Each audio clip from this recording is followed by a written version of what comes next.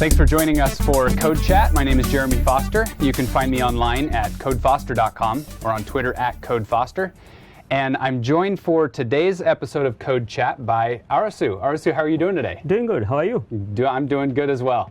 So you work at Microsoft, right? Yes. Great. Can you tell us about like how long you've been working at Microsoft and what you do here? Yeah.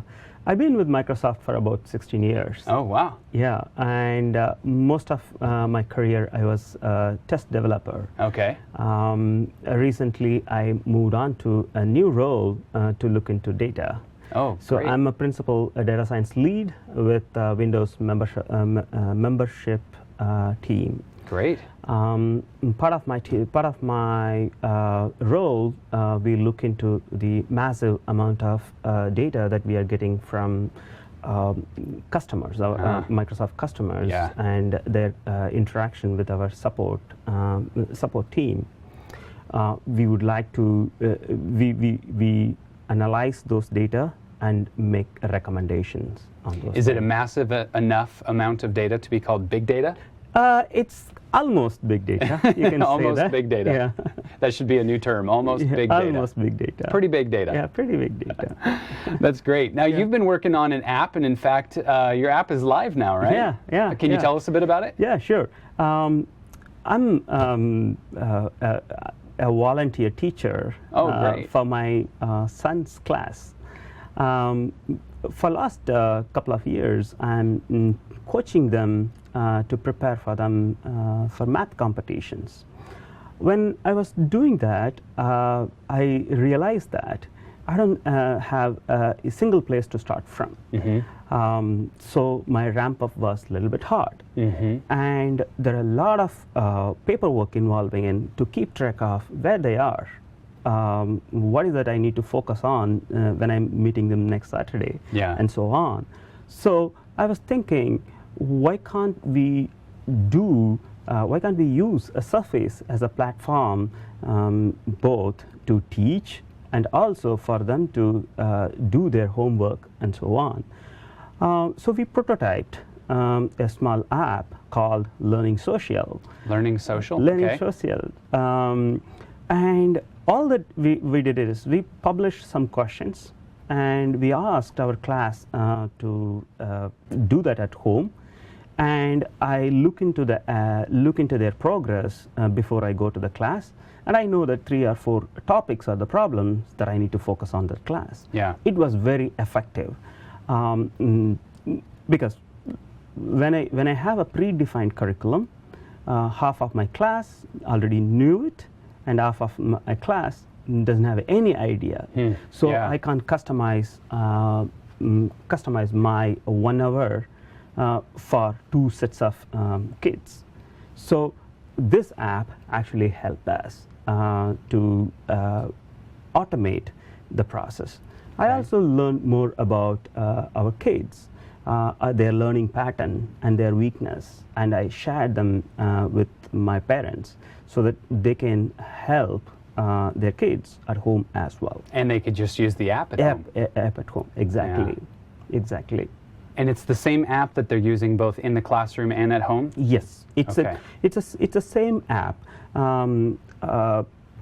So it has a different component to it. Mm-hmm. There is a practice area in which they can try different problem sets. Okay.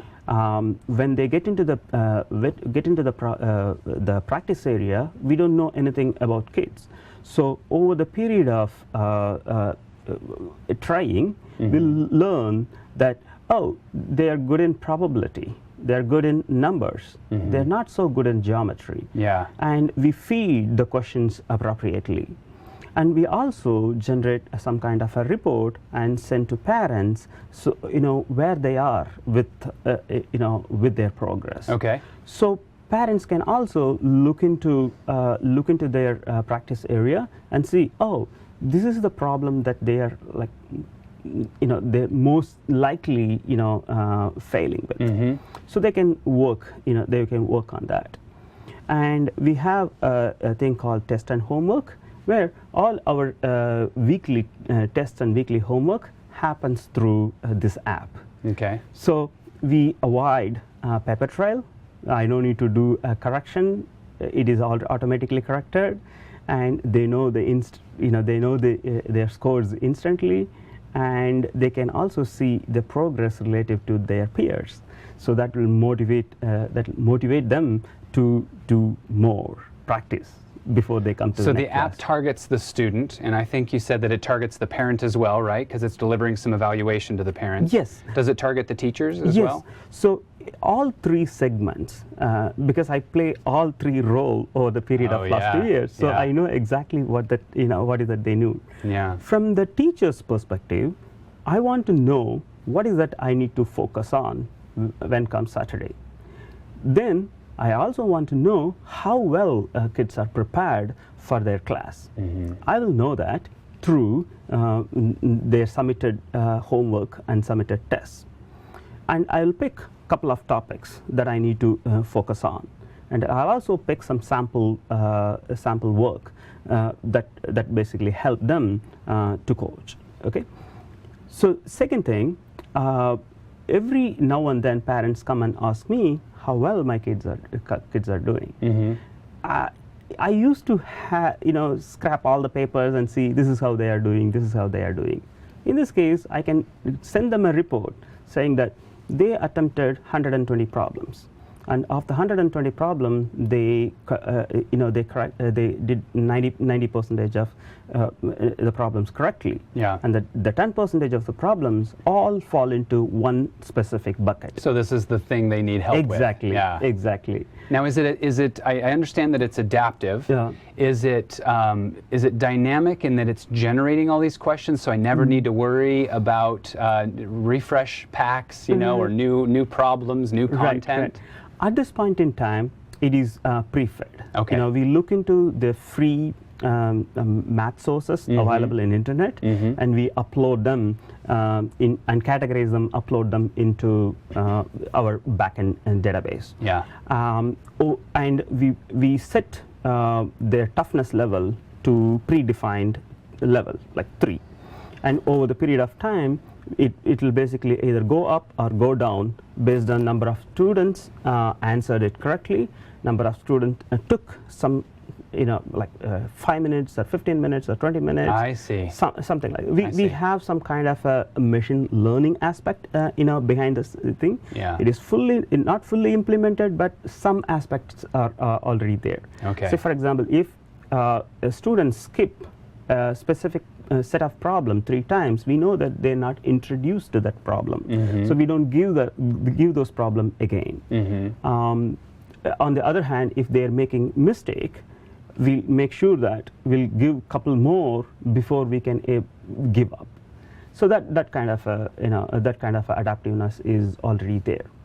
From the parent perspective, as a parent, I want to know where exactly they are struggling with. Yeah. When we have a concept of reviewing. So when my kid completes the test or homework, it is immediately corrected, and there is a notification that's sent to a parent, and the parent can go to the app and they can click that what we call it as a stream, and they can see where exactly what are all the problems that they made it wrong, and what kind of issues that they're having with. Yeah. And in my experience, I learned a lot that they make mistake. The most of the mistakes are repetitive and similar. Yeah. Yeah. So Obviously, it's the things that they don't understand yet. exactly. Okay. Exactly. Okay, so if somebody is watching in the audience and they're either a student or a parent or a teacher, they could go get this app where? They get this in the Windows In Store? Windows Store, yes. Okay, and what's the name of it? It's Math Grow. Math Grove. Math Grove, yeah. Okay, so MathGrove. Okay, that's Math Grove. And you said it started as Learning Social, and then you've changed the Changed name the name. to Math Yep. Grove. Yep. Okay, that's great. Yeah. That's great. Let's go ahead and wake your machine up there so Yeah. people can keep looking at Yeah. this. Okay, now probably most of the folks that are watching are developers. For their benefit, can you tell them some of the technical considerations that you made in working on this app? Just the languages, the platforms. You know, how did you do this? Exactly. There are a lot of things that I want to talk. The first one is the tool, the development tool. We picked VS 2013 when it was still on beta. I would say that our prototyping effort became possible because of that. Because of what tool again now? Because the Visual Studio 2013. Visual Studio 2013? 2013, great. Right. It's very easy to develop a prototype, very easy to find some sample code, you know, take a boilerplate code, you know, put in the sample code and just start running. Our first thing that we did was developing a prototype. Without connecting to a backend, we just want to make sure that the entire flow was possible. Yeah. So next one is we looked into Visual Studio Online for our source code management. Yeah. So we are three of my colleagues were working on this product. Okay, so there's a total of four of you? Total of 4 of us. Okay. And we have a 5-user license. Great. Free, that's great. Thanks to Microsoft. And we develop on our own phase. We are all working in a different product. Yeah. And we work on a different days. Yeah. So we used to work at our home or a conference room in whatever time. Yeah. So Visual Studio Online, the source. Out of curiosity, then, are you using TFVS or Git for your source control? TFVS. TFVS. We are okay. using TFVS. Great. The next one is the backend. We are using SQL Azure database. Okay. It's a we got a free $150 free credit from Microsoft, and we are using that effectively. Yeah. And we need to write a very little code. And by the way, that benefit comes through an MSDN subscription, that we get as Microsoft employees. But you also get if you are a startup. So if you're making apps on your own, you're a startup, and you can ask me if you want any more information about that. We call that BizSpark, BIZSPARK.com. That's a good benefit. I'll just mention it. Yep. And we also use Windows Azure Mobile Services for our client to interact with the backend database. Great. It basically masked all the need for custom code in our client. Okay. Client doesn't aware that where we are hosted. It doesn't matter. Tomorrow, if we want to change, it's just a single configuration change that we can able to make it in the Azure Mobile Services. And we used SQL Server data tools to develop schema and mock data and so on. And we used Azure app called SendGrid for send notification notification to parents. And that's built right into Azure, right? Exactly, built right into the thing, and it has a 25K mails per. Does that cover you? Yeah. All right. Yeah. Wonderful. Yeah. So, and most important aspect of it is testing. So most of the development was completed under 8 weeks, but it took 4 to 6 weeks actually to test it and actually go through the user experience. Yeah. Obviously, you helped us as a user perspective, and one of the most interesting component is kids themselves. Yeah. Because they're honest, right? They're honest. Exactly. They're honest. So we gave a USB stick with our app installed, so that they can install in their Surface. They went through multiple iteration of tests and homework and practice areas, and they gave a lot of feedback, including the picture, the flow, how many clicks, and how fun they are, and so on. So that's the that's the thing. It's kind of a one full end-to-end cycle, and obviously Microsoft technology helped us to make it as quick as possible. Yeah. And now you're in the store now, so all the initial development has been done, the testing's been done, it's been put in the store, but I imagine you still have to consider it, right? Yes. Are you guys working on on iterations? We keep working on it. Okay. Like I said, there are some machine learning aspect that we are working on, which actually increase our adaptiveness. And we are also going to introduce more tools for coaches like me, who wants to customize their kids' experience. Again, we keep. One more thing that I want to talk about is the speed in which we can able to update to the store. Yeah. So we released it last week. Within 1 week, we got a couple of feedback, and we can able to send 3 updates. Yeah. In a span of 7 days. Based on that feedback. Based on the feedback. That's excellent. It was quick. Yeah. It was quick. Well, and the best thing is the users don't even have to opt into installing that update by default. They just get it, right? Yep. That's great for us as developers. Exactly. We know that the latest bits are going to be on the developer's device. That's really nice. Yep. Cool. Yep. Well, this is wonderful for developers to kind of get to glean from your guys' experience, having all the way gone all the way through the cycle already. Yep. Are there any other words of advice that you have for developers? So most of the time we spend is in design, and very less time in the coding, and another big segment is time in testing. So you have to plan your time accordingly. Okay. Plan to spend more time in the designing and planning. Okay. And plan to spend more time in getting feedback and actually updating your app. And when you say design, are you talking about a certain kind of design, architectural design or user interface design, or kind of all of the design? So the 2 aspects that we looked into is user aspect. This is primarily because kids are the one who is going to use it. Right. We need to think from their perspective. Yeah. What is the best thing for them? Yeah. Rather, what is the best thing for us? Right. For example, it shouldn't be chatty. It should be it should be intuitive for kids to basically pick that. So that is one aspect. Second aspect is the data. We started with a small amount of question pack, but over the period of time, it grows enormously. So you have to plan.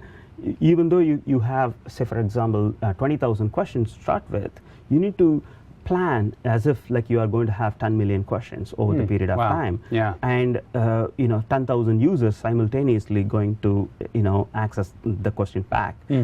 So most of the design decisions were based on that, and our client is completely abstracted from our backend. That was possible through Windows, Azure Mobile Services. Yeah. And frankly, we also would like to port this app to other platform as well. When you do that, you have to make sure that the backend. You have an architecture that's going to and Azure Mobile Services is ready, right? It's ready. It's great. Yeah. That's awesome. Can you show us in the app? Can you show us a scenario from a kid's perspective? Yeah. All right. Let's definitely. take a look. Yeah. So once you sign in, this is what the screen that you will be getting it. I'm getting that screen because I'm an admin. Okay. But kids won't be getting that. Yeah. So kids will be getting these 3 screens. The first screen is about a practice area. Okay. I have 15 minutes of time. I want to do something. So you go, you click, and you will be given a question that is based on our learning about you. And if you give the answer, if you give the right answer, you will be getting a different question. If you give the wrong answer, you will be getting a much lesser toughness levels of a question. Yeah. And we collect all these questions from various sources. And it tells you right there where you got it. Exactly. And it also tracks how much time it takes for you to solve. And we're not doing so well on this one. Yeah. So the idea about that time is when you try to find how tough the question is, one thing is how much time it takes for specific kids to take. Yeah, sure. For example, it takes for me 2 minutes. On the other hand, some other kid, it takes 10 minutes. Mm-hmm. So, and if average is 6 minutes, so you are doing better than average, and Okay. that person is. So this kind of insight will motivate kids to do more, to Yeah, work hard, sure. right? And also for the teachers, it will give a kind of insight on, oh, okay, so my students are struggling with this part. So I need to focus on that. Yeah. For example, when we were beta testing it, we found that they were not familiar with probability questions. Okay. So then we spent entire 2 sessions on probability, introduction to probability, and we can see that after that they started getting more right answers in those areas. So that's the thing. You will be given a question, and you will be given you should answer it. Yeah. And it's of BH. It's 15. No, seems like I'm wrong. I don't know the answer either. Yeah. Now, what does the answer format N mean? Does N as in a number? Yeah, it gives you kind of a hint on the answer. Okay. So one of the key decisions that we made is we don't want to give a multiple choice. Mm-hmm. The reason we don't want to give a multiple choice is it will basically influence students to basically pick one of the 4. Mm-hmm. Rather, we really want them to give the answer. At the same time, we our validation logic is not that expansive that even if you write 15 or number 15 or 15.0, Yeah. we can't able to differentiate. Yeah, yeah. So we basically give them kind of I see. thing. Should we try 75? That might be the answer there. Nope, that wasn't any other. Yeah. All right. It's off BH. Well, I need to go back to elementary, I think. Yeah, exactly. One more thing I want Sure. to explain to you. Since I practiced a lot of questions before, it will give you kind of insight into how you are progressing. Oh, wow. So you can see that overall, I'm not that bad. Yeah, 87%. On the other hand, in probability, I'm a little bit weaker. Yeah. 75. And as as a parent, if you want to go, you can go directly to the question, the questions where you answered wrong, and you can if a parents wants to do it on their own and teach their kid, that's fine. Or if they want to help, they can see show answer. I see. Right, and they can help their kids. Good. So you've got some feedback and evaluation. Yep. You know how you're doing. Your parents know how you're Yep. doing. The teacher knows how you're doing. Great. It's a full cycle. Yeah. Wonderful. Yeah.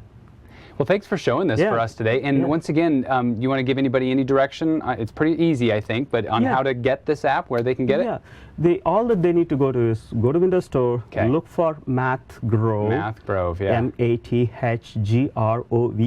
Okay. and you will get this app, install it, and we actually added a customized feedback form. Oh, great. We want to get more feedback about Yeah. both the app and the question itself. That's wonderful. So that we can proactively update all those things. Wonderful. All right. Well, thanks for joining us today for CodeChat. Definitely go download Math Grove from the Windows Store and give Arasu and his team an honest 5-star rating. Exactly. And enjoy that. So thanks for joining us for CodeChat. We'll see you next time. Thank you.